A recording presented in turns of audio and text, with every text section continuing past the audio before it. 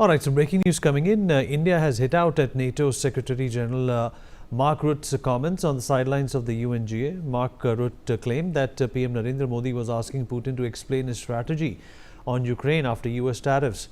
The MEA said that this statement is factually incorrect and entirely baseless. Let's listen into what Mark Rutte said and the MEA's response.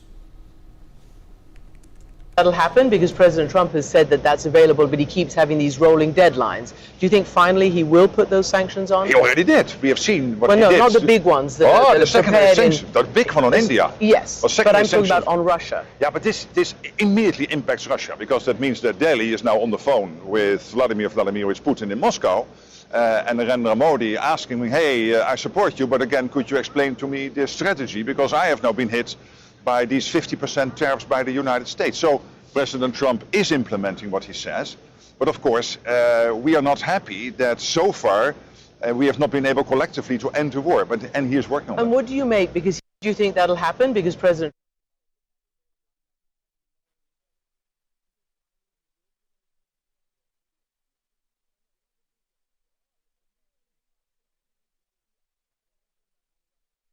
Brian, my colleague, is joining us on the phone line to talk more about this. Brian, this is obviously, unverified and uncalled for. These kind of comments are going to make an already complicated situation a lot worse. Clearly, Randeep Jaiswal also strongly dismissed NATO Secretary General Mark Rutte's remark about a purported phone call between Narendra Modi and Vladimir Putin, calling them factually incorrect and entirely baseless. And he also clarified that no such conversation has taken place and urged NATO leadership to exercise greater responsibility and accuracy. And even in his public statement, and speculative or careless remarks that mispresent the Prime Minister's engagement or suggest conversation that never occurred are clearly acceptable. That's what Randeep Jaiswal stated. Yes. All right, moving on. US President Donald Trump on Thursday announced a 100% tariff on imported, branded and patented pharmaceutical drugs, requiring companies to have US-based manufacturing plants to avoid this duty. Trump stated on Truth Social, and I quote, "I am putting a 100% import tax on pharmaceutical drugs unless the companies are building plants right here in the United States. Breaking ground, under construction, that's the deal, no exceptions." The announcement is part of Trump's broader strategy to strengthen domestic manufacturing in the US and reduce reliance on foreign companies. While the policy directly targets branded drugs, it has triggered concern around the world, especially in India, which is one of the largest exporters of pharmaceuticals globally. India exports over 1/3 of the drugs consumed in the US, but most of these are generic medicines, drugs that are no longer under patent and are cheaper than branded versions. Since Trump's 100% tariff focuses on branded drugs, Indian generic exports are largely unaffected, for now that is. However, experts caution that the announcement could still affect market sentiment and investor confidence as well. Well, we'll talk about this with our guest. Joining us on the program is Ambassador Pradeep Kapoor, former diplomat, Padma Shri Dr. Sanjeev Bagai, Chairman of Nephron Clinic, also with us on the show, Dr. PSV Rao, Consultant Surgeon, Manipal Hospital, and last but not the least, Dr. Sharat Kohli, Senior Economist, joins us on the program as well. Dr. Bagai, I will begin with you.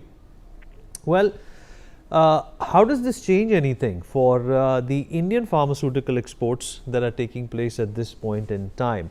I understand that Donald Trump is aspirational, he's ambitious, he wants to have these plants set up in the United States, but perhaps does not realize that these medicines will become that more costly if American labor is involved. How do you look at this entire space of tariffs and the fact that it's also come to the pharma sector now? Good evening. So I'll break this up in three parts. First is the intent. The intent is obviously of USA is biased. It's an attitude of bullying. It's illogical. It's totally misplaced, and it may be having some other hidden vested interest with our neighbors. But then it's best of luck to those two countries. On paper, it's completely unfair. When you're looking, especially post-COVID in the world today, we have to look at partnership, we have to look at unison, we have to look at collective responsibility rather than fractioning and fracturing the world in different parts. India is one amongst the largest producers of drugs. So let me explain why. That's the second part.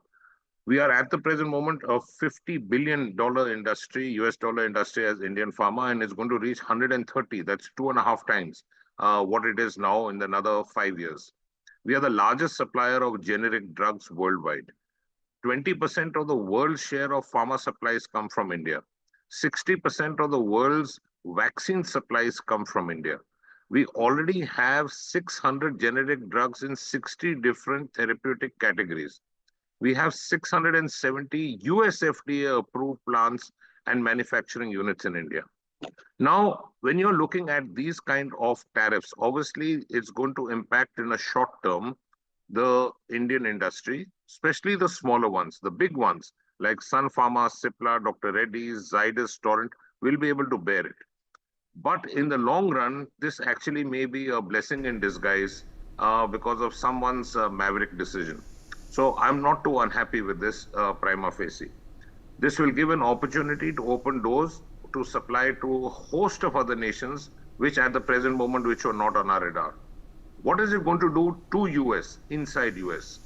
These drugs are being made at practically 1/5 the cost as generic drugs as compared to US production. The US labor, the laws, the salary structure, the cost is prohibitively expensive. So really speaking, it's going to impact US a lot more, short term and long term. When you're looking at India's supply to US, it's only 5% of the global pharma exports. The maximum actually to US comes from Ireland. But here what is important is, look at where India stands. India was the only country in the catastrophic pandemic which gave free vaccines to more than 50 other countries when US itself was groping in the dark because of COVID. So India has stood tall earlier, India stands tall now, and I have no doubt at all that this may be a true blessing for India to realize its even further potential to reach greater heights. Over to you. All right, fair enough. Dr. Kohli, are you also as optimistic as Dr. Bagai that this is a blessing in disguise, as some of the tariff announcements in the past have also been? Let's not forget that some of these medicines that India exports to the United States are highly critical in nature. Dr. Kohli? All right, there seems to be a problem with Dr. Kohli's network. Let me in fact rope in Dr. Rao also into this conversation. Dr. Rao, how do you look at this predicament now? Donald Trump, of course, going in all guns blazing and making life difficult at a number of levels for Indian exporters, and now this has come to the pharma sector as well. Good evening, Vinay and panelists and everyone. India's bulk export to US is all in are not the specialty drugs or the final formulations. It is mostly generic drugs, and in US these generic drugs are 80 to 85% lower in price than the patented drugs. And most patented drugs, patents are usually for about 20 years. So most of the patented drugs are the more recent drugs, whereas the generic drugs are what is mass used. And as Dr. Bagai said, about $50 billion worth of is the dollars worth of market is the Indian pharmaceutical industry as of present. And out of that $50 billion, this is as per the Indian government figures, about 50% is consumed in India, 50% is exported. And out of that 50%, 1/3 goes to US, 2/3 to the rest of the world. So as of now, he has not put tariffs on general drugs, because he realizes that if he puts it on general drugs, the inflation will be excessive. The commonly used drugs will be totally out of the reach of the common man in US itself. Now, the other problem is that most of the drugs that have been tariffed, most of them come from Ireland and quite a few from Germany and Switzerland. These are the nations which supply patented drugs. And why Ireland? Because its tax policies are such that many international companies, including Indian companies, have put up their production in Ireland and then they are exporting there. And many of them are patented drugs. And Switzerland, of course, the Swiss drug manufacturers have their own patented drugs. And so is Germany. So these are the major three countries which have been affected by these tariffs. But if he extends this to specialty drugs, formulations, etc., then more Indian companies will be affected. Now, companies like Sun Pharma and Dr. Reddy, etc., and many other companies have acquired companies abroad, especially in Europe and also to some extent in US. And through them, they are also producing many of these patented drugs. So those Indian companies will have some of their international revenue affected. And as of now, the generic drugs have not been affected. And even if it is affected, it is going to affect one sixth of our production, because half of our production is for our own use, and the other half, 1/3 of that is exported to US.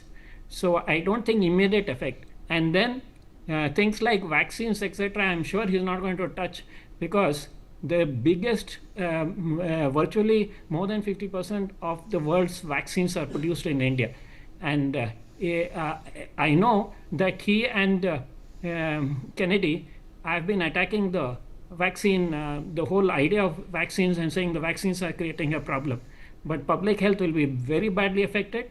As it is, there are measles outbreaks going on in US, and if they continue to attack vaccines, they will have many other infectious diseases, communicable diseases, outbreaks in US. Yes, sir. Okay. All right. Let me see if I can get Dr. Kohli also to weigh in on this. Dr. Kohli, another salvo, if I can call it, by Donald Trump when it comes to disrupting normalcy between India and the United States.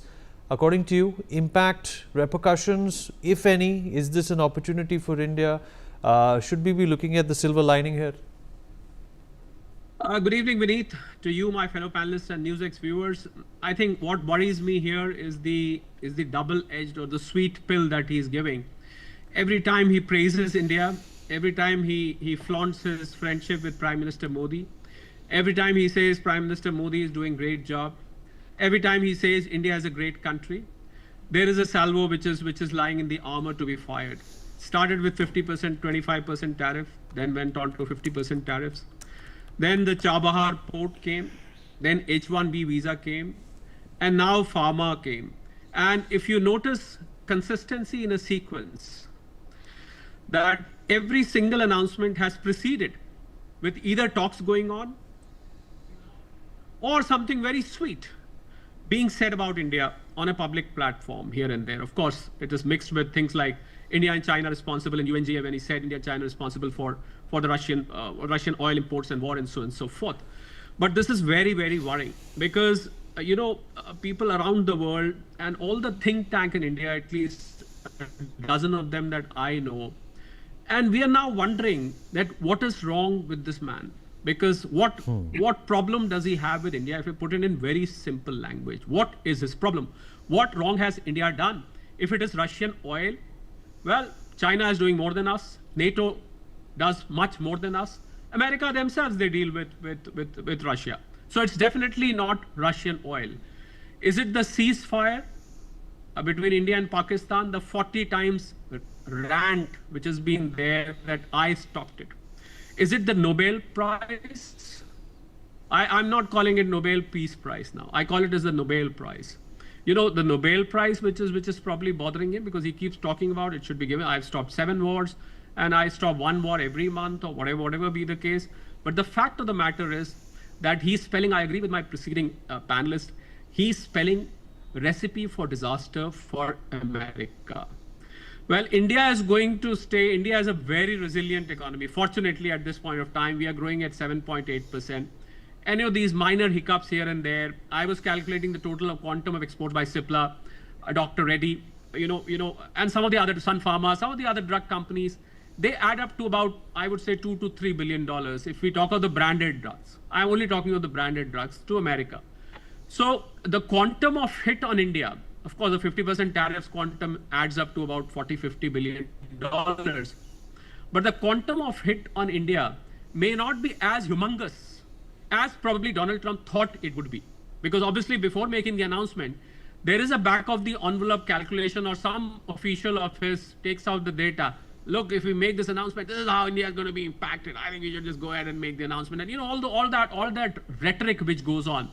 And then, of course, his officials making these nasty comments of India being a laundromat. This is Modi's war. India is Maharaja of tariffs, and all these irresponsible statements at diplomatic levels being made with a country which is a natural ally, which has been your friends for ages. The two economies are entwined with each other in so many ways. So I really don't know what he is doing, but what I definitely know he's doing is, being an economist, and I study the American economy, Vineet, very, very closely. I understand the structure of American economy as well as I understand the structure of Indian economy. I can tell you with conviction, you can mark my words, and I would love this particular statement to be played back, not too far off. Within 3 months, you will find America in neck deep trouble, because inflation has already started spiraling up. And the two insurance programs, Medicare and Medicaid, which are run where these drugs are prescribed. Why didn't he do to generic drugs, by the way? He should have done it to generic drugs, because 40% of Americans use Indian generic drugs. If he had the courage, he should have done it on generic drugs, but he couldn't afford to do it. He knew it's going to raise a hue and cry in America. But whatever that he's doing right now, I think he's got no fundamentals of economics in place. He's a realtor. He's a president, head of the state. He's a realtor. He knows how to make a hotel, or probably a Trump Tower somewhere in Gurugram, or wherever he wants to make, or probably a golf course in Florida, or probably Scotland. But that's it. I think I'm flabbergasted by the policies, the economic policies being implemented as a bullying tactic. And this is one world now. There's a song called One World. And in one world, you're doing things like you're hitting pharmacy. These are life-saving drugs. Some of the drugs, I know that Americans survive upon. You start hitting those drugs, you start hitting the IT services, you start hitting your food products, your marine products, your machinery, your gems, jewelry, leather, textiles. I mean, you are literally targeting, you are basically, what you're trying to do is, you're trying to target sections of your own economy. So I think it's just a matter of time, Vineet. Within 3 months from today that I speak this, I say this with full responsibility, you will see American economy paying the price through the nose, I can tell you. And this would be by way of inflation. American economy is going to sink into recession. Dollar is going to fail. I'm sure Americans would not be happy with the prophecies I'm making out here. But these are simple economics. There is no rocket science involved in this, Vineet. Ambassador Kapoor, do you agree with Dr. Kohli that this is going to have a very profound, a far-reaching, detrimental effect on the American economy? Because whatever Donald Trump is doing right now, it all seems to be an effort, an endeavor, to just live up to his manifesto. There doesn't seem to be any thought there is no method to this madness, like the saying goes. Ambassador Kapoor. Well, Vineet, before I address that question, what I'd like to say is that, looking at the basic situation of US-India relations today, it is not in a good place. And it has deteriorated. It has entered a downward spiral, that there's no doubt. Now, pharma, what does pharma mean to the world? And what does pharma mean to India and India's position in the world? In any country I work in, the respect that is there for Indian pharma is absolutely phenomenal. In Cambodia, I remember the Deputy Prime Minister, whenever I would go and meet him, he would say, I was ambassador of Cambodia to India earlier, and these were the medicines for my nasal problems and my eye problems, which I used in India, and they are very difficult to get in Cambodia. So can you get some stock and quantities of all these medicines for me? And he would give me a list of medicines. Can you imagine a leader of a country So I did that once, I did that twice, I did that thrice. Then I said, Excellency, these medicines in Delhi cost me about 25 rupees, 40 rupees or so. In Canada and Cambodia, when I pick up the same medicine, they are in many orders of magnitude costlier because the same medicines are coming to Cambodia via France, via Switzerland. And why don't you get the rules changed to import them directly from India into Cambodia? And with a great deal of effort, because of all the vested interests involved, he was finally able to succeed. So from something which would cost about $26 or $50 or $60 for one medicine, it started costing a fraction of that. Now you see anywhere you go, like Vaccine Maitri program, the impact of that, where American companies were trying to sell their vaccines at a huge profit. India gave vaccines free to a large part of the developing world. The goodwill it created and generated, and the impact it had in terms of the capacity of India to create in such a short time such phenomenal quality of vaccine, which saved so many people all over the world, including in India. So the mental impact it has. Now you are trying to sort of impact on that image of India Pharma by just saying that Pharma, we are going to put 100% tariff, etc. Because a large part of the world, and even if I see USA today or Europe today, their biggest percentage after their local manufacturing of pharma is imports from India. Now, if UN has to send some drugs to any African country, what do? They put out a tender, and most of the time they source the drugs from India and dispatch it to Africa. So do a lot of the aid organizations, national aid organizations like USAID would do it earlier, DFID, any of the Scandinavian aid organizations. So they pick up these medicines at a very low cost in India and distribute it all over the world that they have to work in. So for all of Africa, if I'm working in Africa, I see the respect it has, the Indian medicines, the Indian pharma industry. So you are now also impacting that perception in the world that I am after, and it's one step after another. And then on the other hand, what do I see? I see the Pakistani Prime Minister and the Pakistani Army Chief being entertained in the White House again. So it's a sort of a very big contrast. Of course, the American economy is getting hit. It is getting devastated. The prices are going up. When I go for my grocery shopping, I pay a lot more than I used to pay earlier. The energy bills are much higher. The electricity bills are higher. The gas bills are higher. Petrol is costlier, etc. All that is happening. But what I'm trying to say is, what are our strengths? What are the Indian strengths in the US? How do we leverage them? All the time we talk about Indian diaspora, for example. That is one phenomenal strength. They are there in every segment of the economy here, playing a very critical role. And now is the time, I think, for them to, stand up and be heard, saying that, this is going to hurt American interests. This is going to hurt US interests.